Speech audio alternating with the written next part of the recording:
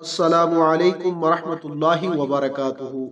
ناظرین، اگر آپ ہمارے چینل پر نئے ہیں تو جلدی سے ہمارے چینل کو سبسکرائب کر لیں اور ساتھ میں لگے بیل کے آئیکن کو ضرور پریس کریں تاکہ ہماری آنے والی ہر نئی ویڈیو کا نوٹیفیکیشن آپ کو بآسانی مل سکے۔ چلتے ہیں آج کے عنوان کی طرف۔ آج کی ویڈیو کا عنوان ہے مسجد درار جلا دی گئی۔ منافقین سے یہ تو جرت ہوتی نہ تھی کہ اعلانیہ اسلام کی مخالفت کرتے، مگر وہ لوگ در پردہ اسلام کی بیخ کنی میں ہمیشہ مصروف رہتے اور اس کوشش میں لگے رہتے تھے کہ مسلمانوں میں اختلاف اور پھوٹ ڈال کر اسلام کو نقصان پہنچائیں۔ چنانچہ اس مقصد کی تکمیل کے لیے جہاں ان بے ایمانوں نے دوسری بہت سی سازشیں برپا کر رکھی تھیں، ان میں سے ایک واقعہ رجب 9 ہجری میں بھی رونما ہوا، جو در حقیقت نہایت ہی خطرناک سازش تھی، مگر حضور اکرم صلی اللہ علیہ وآلہ وسلم کو اللہ عز و جل نے منافقین کی اس خوفناک مہم سے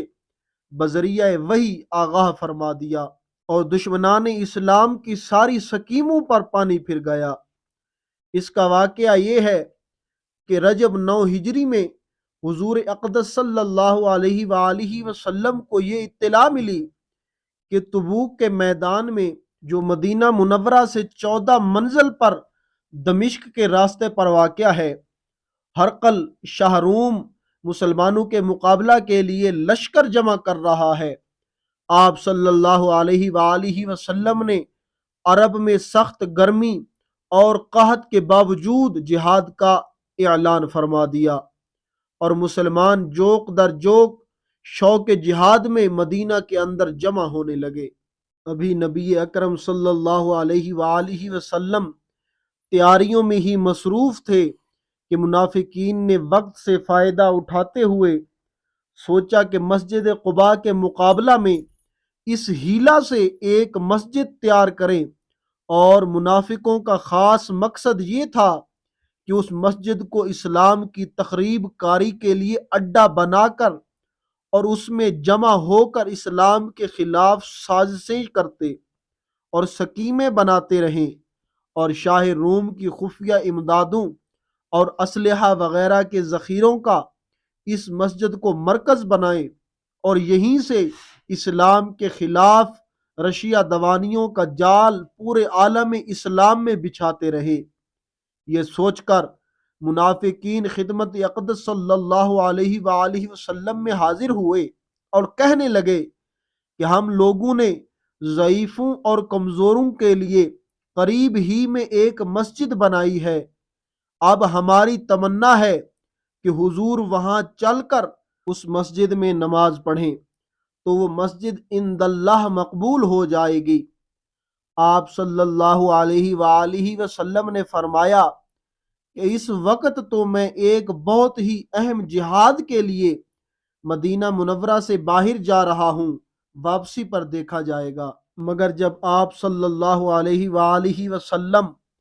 بخیریت اور فتح و کامرانی کے ساتھ مدینہ واپس تشریف لائے تو وحی الہی کے ذریعے اس مسجد کی تعمیر کا حقیقی سبب آپ صلی اللہ علیہ وآلہ وسلم کو معلوم ہو چکا تھا اور منافقین کی خفیہ اور خطرناک سازش بے نقاب ہو چکی تھی۔ چنانچہ آپ صلی اللہ علیہ وآلہ وسلم نے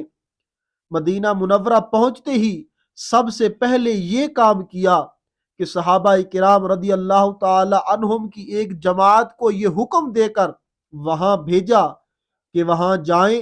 اور اس مسجد کو آگ لگا کر خاک سیاہ کر دیں، چونکہ اس مسجد کی بنیاد حقیقتاً تقوی اور للہیت کی جگہ تفریق ما بین المسلمین اور تخریب اسلام پر رکھی گئی تھی،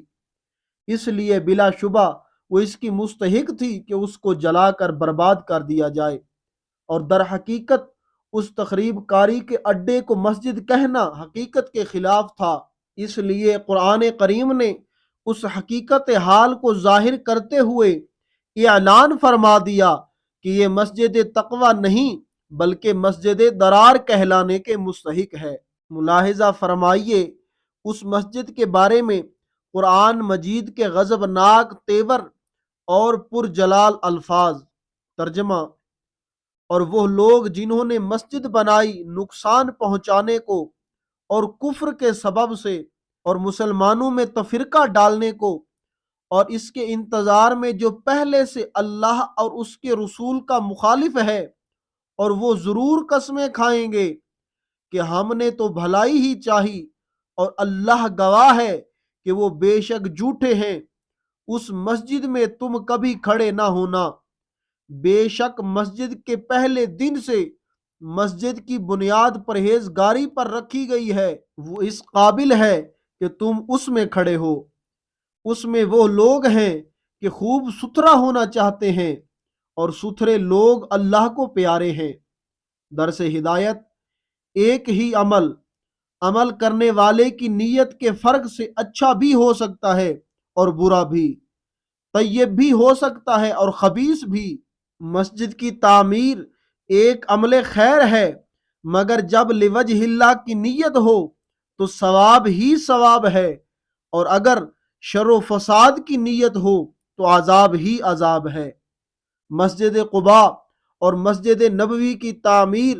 مقبول بارگاہ اور باعث ثواب ہوئی، کیونکہ ان دونوں مسجدوں کے بنانے والوں کی نیت خدا کی رضا اور ان دونوں مسجدوں کی بنیاد تقوی پر رکھی گئی تھی، اور منافقوں کی بنائی ہوئی مسجد مردود بارگاہ الہی ہو گئی اور سراسر باعث عذاب بن گئی، کیونکہ اس مسجد کو تعمیر کرنے والوں کی نیت رضائے الہی نہیں تھی، اور اس مسجد کی بنیاد تقوی پر نہیں رکھی گئی تھی، بلکہ ان لوگوں کی غرض فاسد تخریب اسلام اور تفریق بین المسلمین تھی، تو یہ مسجد قطعاً غیر مقبول ہو گئی۔ یہاں تک کہ اللہ عز و جل نے اپنے رسول صلی اللہ علیہ وآلہ وسلم کو اس مسجد میں قدم رکھنے کی بھی ممانعت فرما دی، اور حضور علیہ الصلاۃ والسلام نے اس مسجد کو نہ صرف ویران فرما دیا بلکہ اس کو جلا کر نیست و نابود کر ڈالا۔ اس سے ثابت ہوتا ہے کہ اس زمانہ میں بھی اگر کسی مسجد یا امام بارگاہ کو گمراہ فرقوں والے اہل حق کے خلاف کمین گاہ اور جاسوسی کا مرکز بنا کر اہل حق کے خلاف فتنہ پردازیاں کرنے لگیں تو مسلمانوں پر لازم ہے کہ اس مسجد امام بارگاہ میں نماز کے لیے نہ جائیں، بلکہ اس کا بائیکاٹ کر کے اس کو ویران کر دیں، اور ہرگز نہ اس مسجد میں نماز پڑھیں، نہ اس کی تعمیر و آباد کاری میں کوئی امداد و تعاون کریں، یا پھر تمام مسلمان مل کر گمراہ فرقوں کو اس مسجد امام بارگاہ سے بے دخل کر دیں اور اس مسجد کو اپنے قبضہ میں لے کر گمراہوں کا تسلط ختم کر دیں، تاکہ ان لوگوں کے شر و فساد اور فتنہ انگیزیوں سے مسجد ہمیشہ کے لیے پاک ہو جائے۔ واللہ تعالی اعلم۔ خوش رہیں اور خوشیاں بانٹتے رہیں۔ اگر آپ کو ہماری یہ ویڈیو اچھی لگی ہے تو اسے لائک، کمنٹ اور دوستوں کے ساتھ شیئر کیجئے، اور اگر ابھی تک آپ نے ہمارے چینل کو سبسکرائب نہیں کیا تو ہمارے چینل کو سبسکرائب کر لیجئے، اور مجھے اجازت دیجئے اگلی ویڈیو تک کے لیے اللہ حافظ۔